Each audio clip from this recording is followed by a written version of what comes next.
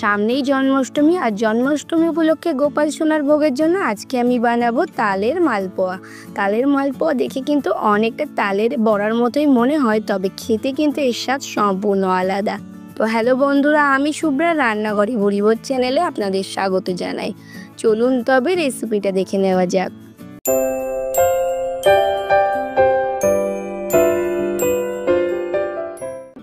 তালের মালপোয়া বানানোর জন্য এখানে আমি একটা তাল নিয়ে নিয়েছি। এর আগেও তালের পাল্প কী করে বার করে সেটা আমি দেখিয়ে দিয়েছি আমার অন্য রেসিপিগুলোতে, তবে আজকে আবারও একবার দেখিয়ে দিলাম।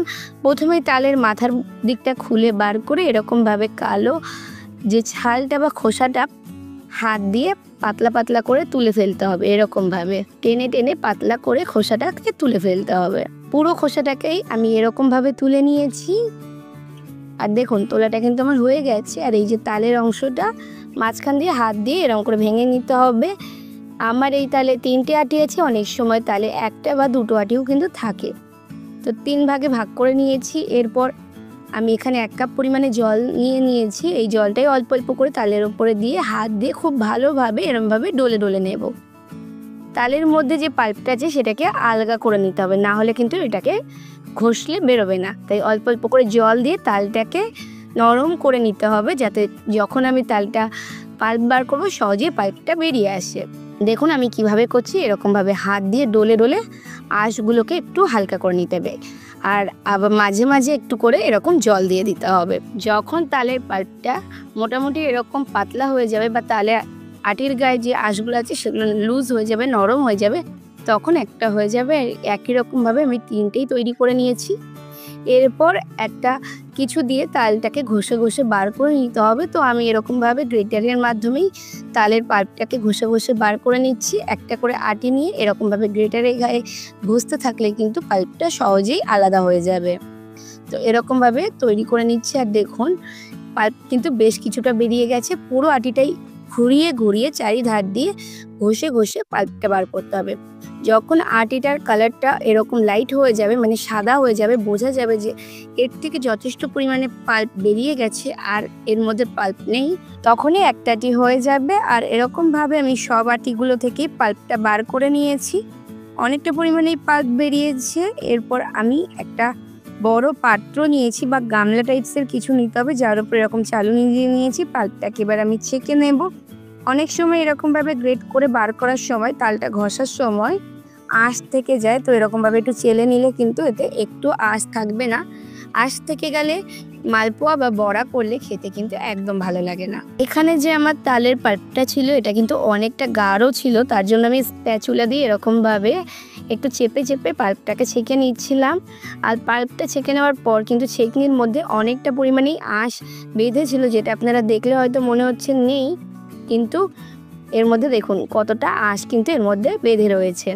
আর পুরো পাল্পটা কিন্তু এখানে আমি ছেঁকে নিয়েছি। ছেঁকনির গায়ে যে পাল্পটা ছিল সেটাকেও পরিষ্কার করে গামলিতে নিয়ে নিয়েছি।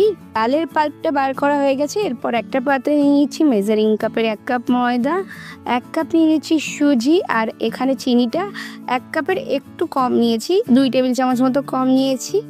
আর তার সাথে নিচ্ছি 1 কাপ পরিমাণে তাল। যেহেতু তালে মিষ্টি থাকে তাই মিষ্টির পরিমাণ একটু কম দিয়েছি, তবে আপনারা যদি মিষ্টি বেশি খান তবে অবশ্যই 1 কাপ চিনি দেবেন। এরপর আমি পুরো তালটাই কিন্তু বাটিতে নিয়ে নিচ্ছি, আর আমি এটাকে হাত দিয়ে মিশিয়ে নিচ্ছি। আপনারা চাইলে যে কোনো চামচ বা স্প্যাচুলার সাহায্যে মেশাতে পারেন, তবে আমি বলবো হাত দিয়ে মেশালেই সবথেকে ভালো মিশবে। তো আমি একটু হাত দিয়ে এরকমভাবে খুব ভালো করে প্রথমে সমস্ত কিছু মিশিয়ে নিচ্ছি। যখন সমস্ত কিছু মিশে যাবে তখন নিয়ে নিয়েছি 1 কাপ পরিমাণে দুধ, আগে থেকে জাল করে ঠান্ডা করে রাখা ছিল দুধটা। এরপর দুধটা অল্প অল্প করে দিয়ে মিশ্রণটার মধ্যে ভালো করে মিশিয়ে নেব। যেহেতু মালপোয়া বানাবো তাই মিশ্রণটা কিন্তু একটু নরম হবে, তাই দুধটাকে অল্প অল্প করে 3-4 বারে দিয়ে পুরো মিশ্রণটা আমি রেডি করে নিচ্ছি। আমি কিন্তু এখানে পুরো 1 কাপ দুধই দিয়ে দিয়েছি, আর শেষবারে দুধটুকু দিয়ে ভালো করে হাত দিয়ে আবারও একটু মিশিয়ে নিচ্ছি।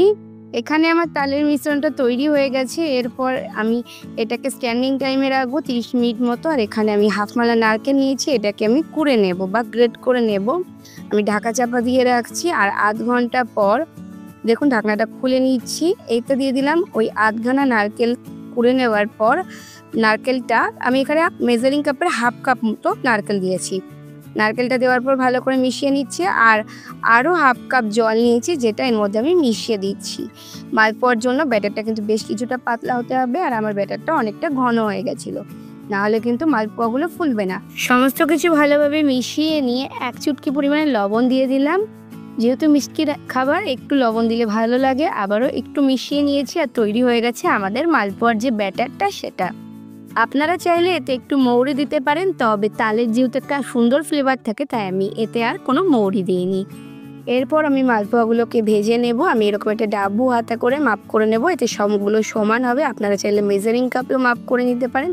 তেল আগে থেকেই গরম করতে বসিয়ে দিয়েছিলাম। গরম তেলে মালপোয়াগুলোকে দিতে হবে, এরকম মাঝখানে দেওয়ার পর একটু ওয়েট করতে হবে। আপসে থেকে কিন্তু তলা থেকে ছেড়ে দেবে, আর সুন্দর গোল গোল হয়ে ফুলে উঠবে।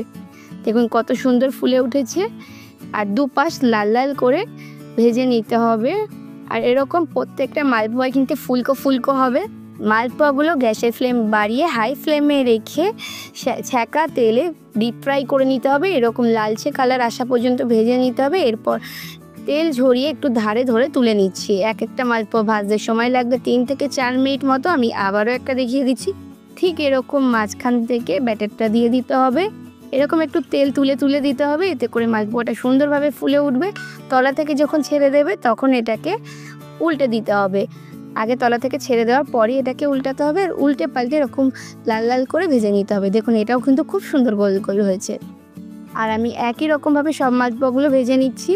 আমার আজকের রেসিপিটা কেমন লাগলো অবশ্যই কমেন্টস করে জানাবেন। ভালো লাগলে লাইক শেয়ার করে অন্যদের দেখার সুযোগ করে দেবেন। তালের বড়া তো সবসময় খেয়ে থাকেন, অবশ্যই একবার তালের মালপোয়া বানিয়ে দেখবেন। তালের বড়ার থেকে তালের মালপোয়ার স্বাদ কিন্তু সম্পূর্ণ আলাদা। এখানে আমি সবগুলোই ভেজে নিয়েছি, আমি গরম গরম সার্ভ করে দেবো। আপনারা অবশ্যই এরকম মালপোয়া ভেজে গোপুসোনার ভোগে নিবেদন করবেন। এছাড়া বাড়িতে নিজেরাও বানিয়ে খাবেন, খেতে কিন্তু দারুণ হয়। এর আগেও আমার চ্যানেলে তালের অনেক রেসিপি আছে, সেগুলোও দেখতে পারেন। তৈরি হয়ে গেছে তালের মালপোয়া। আমি এগুলো শুকনো মালপোয়া করেছি, তাই এগুলো কিন্তু রসে দিচ্ছি না, তবে আপনারা চাইলে এগুলো রসে দিতে পারেন। আর আমি আপনাদের একটা ভেঙে দেখিয়ে দিচ্ছি। দেখুন ভেতরটা কতটা পারফেক্ট হয়েছে।